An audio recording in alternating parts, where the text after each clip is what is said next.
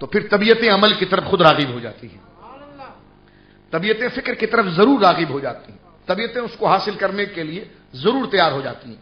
تو لہذا اسی فکر کے ساتھ آپ گفتگو سنیے، اور اسی فکر کے ساتھ میں گفتگو کروں گا کہ یہ کسی میرے پڑوس میں بیٹھے ہوئے شخص کی بعد میں ضرورت ہے، پہلے میری ضرورت ہے۔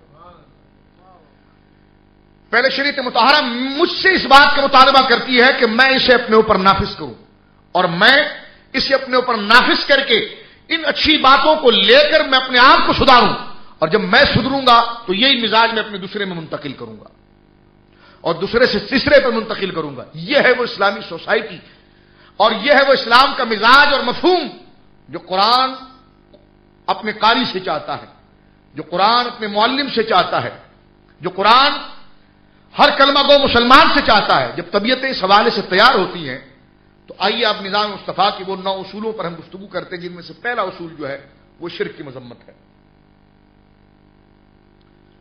شرک کی مذمت کے حوالے سے میں پہلی بات آپ کی خدمت میں سر دست عرض کرنا چاہتا ہوں، اس پر تفصیلی خطابات تو میرے موجود ہیں، آپ اس کو دیکھ سکتے ہیں شرک کی حقیقت وغیرہ کے حوالے سے۔ شرک کا جو اسلامی معنی ہے اور جو اس کی اصطلاحی تعریف ہے، اور جو مذہب اسلام کے اندر یہ لفظ آتا ہے لغت سے نکل کر جب شریعت مطہرہ کے اندر یہ لفظ آتا ہے تو اس کی تشریحات کیا ہوتی ہے، تو یقیناً امت کے وہ ماہر علماء اور امت کے وہ ذمہ دار علماء جنہوں نے اس کی تحقیق و تفتیش کے اوپر کتابیں لکھ دی ہیں، انہوں نے بہت آسان انداز میں اس کی تعریف کی ہے۔ فرمایا شرک کس کے مقابلے میں کرنا ہے؟ خدا کے مقابلے میں کیا جاتا ہے معاذ اللہ۔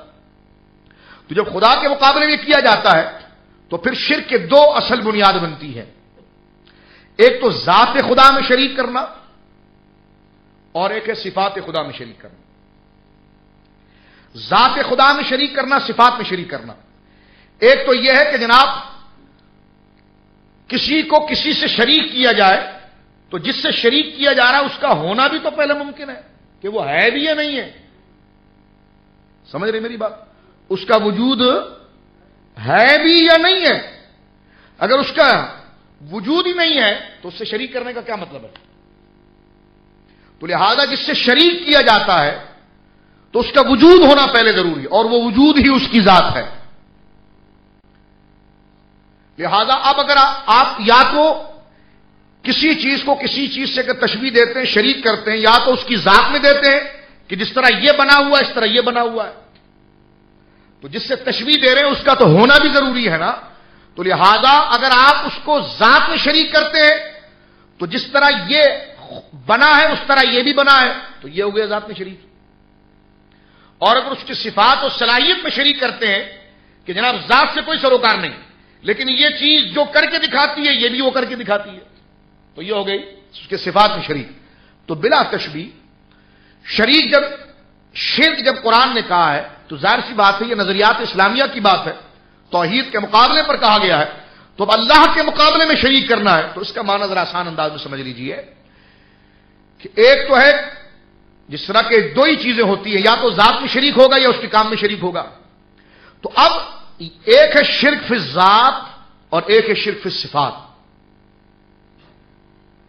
اب ذات جو اللہ رب العالمین کی ہے اس میں شریک کرنے کا کیا معنی ہے؟ اس میں شریک کرنے کا معنی سمجھنے سے پہلے رب کی ذات کے جو احکام اور ثبوت اس کو سمجھا جائے۔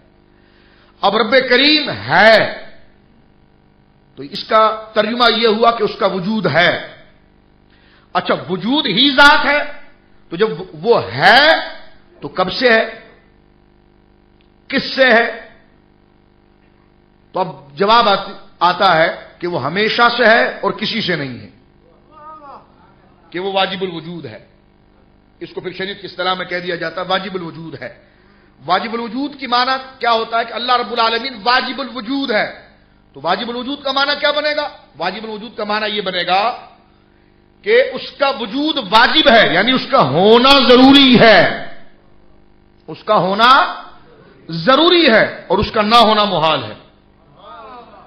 اس کا ہونا ضروری ہے اور اس کا نہ ہونا محال ہے، یہ واجب الوجود کا ایک آسان معنی ہے۔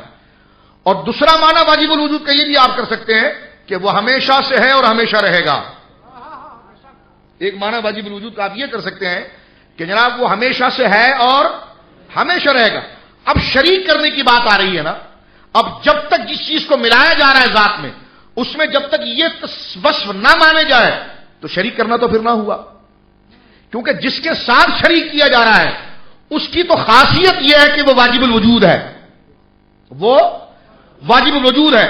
تو اب اس کی ذات میں شریک جب تک نہیں ہو سکتا کہ جس کو شریک کیا جا رہا ہے اس کو بھی واجب الوجود نہ جانا جائے. تو جب تک دوسرے کو واجب الوجود نہ جانا جائے تو ذات میں شرک نہیں ہو سکتا. کیونکہ جس کے ساتھ شریک کیا جا رہا ہے اس کی ذات تو واجب الوجود ہے، لیکن جس کو ثابت کیا جا رہا ہے واجب الوجود نہیں کیا جا رہا ہے، ممکن الوجود کہا جا رہا ہے، تو عقل مند آدمی کہے گا کہ جناب اس کو شرک نہیں کہتے ہیں، اس لیے کہ شرک تو برابری کو کہتے ہیں. تو جب یہ ذات واجب الوجود ہے اور دوسرے کو تو واجب الوجود نہیں سمجھتا تو یہ شرک نہیں ہے. یہ شرک جس طرح کہ دیکھیں وجود تو ہمارا بھی ہے، ہم بھی تو ہیں نا.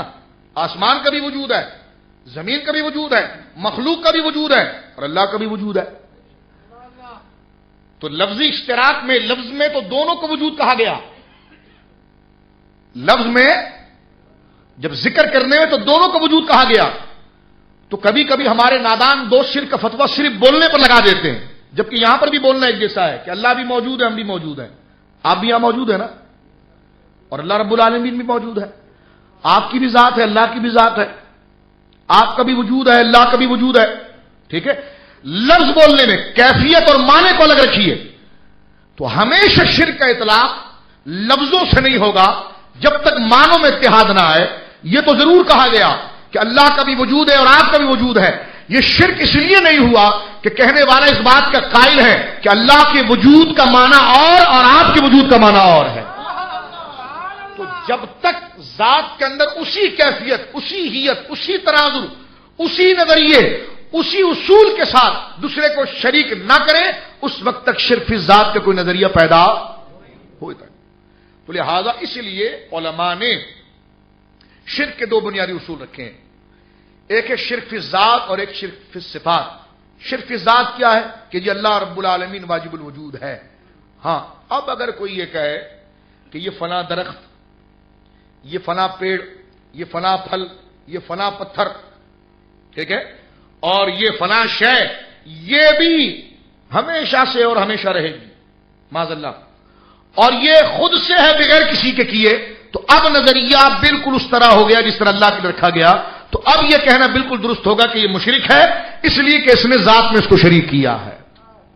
ذات میں اس کو شریک کیا، یعنی معنی اس کا اس نے یہ لیا ہے کہ جن معنوں میں اللہ رب العالمین ہمیشہ سے اور ہمیشہ رہے گا انہی معنوں میں اس نے فلاں درخت فلاں شے کو کیا ہے، لہذا شرک ہے. اس لیے ہمارے علماء نے کفار کے گروہ کا ذکر ہمیشہ کرتے ہیں جس کو آپ مجوسی کہتے ہیں. ہمارے علماء نے اس کو ذکر کیا کہ آخر وہ کون پاگل شخص ہے کہ جو اللہ کے مقابل کسی کو واجب الوجود کہتا ہے. وہ ہے کون؟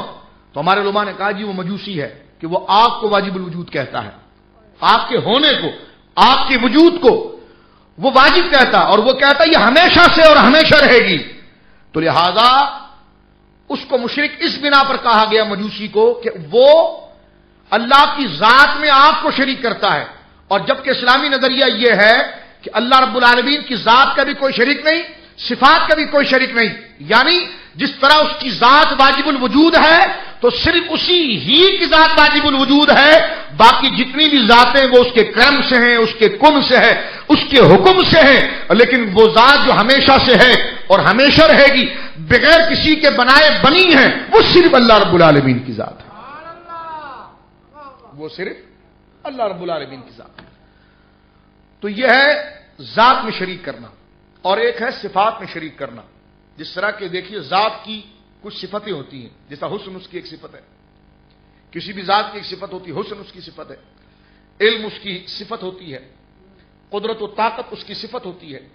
تو لہذا حضرت شاہ ولی اللہ صاحب نے بھی اس بات کو لکھا اور حضرت علامہ تفتزانی نے بھی اس بات کو بڑے خوبصورت انداز میں لکھا کہ ہوا شریک فی الالوہیت بمعنی واجب الوجود، بمعنی واجب الوجود، یعنی ایک اللہ کی ذات میں شریک کرنا کہ اللہ کے علاوہ کسی کو واجب الوجود کہنا. یہ مسلمان کوئی نہیں کہتا. کسی کو مسلمان کسی کو واجب الوجود نہیں کہتا.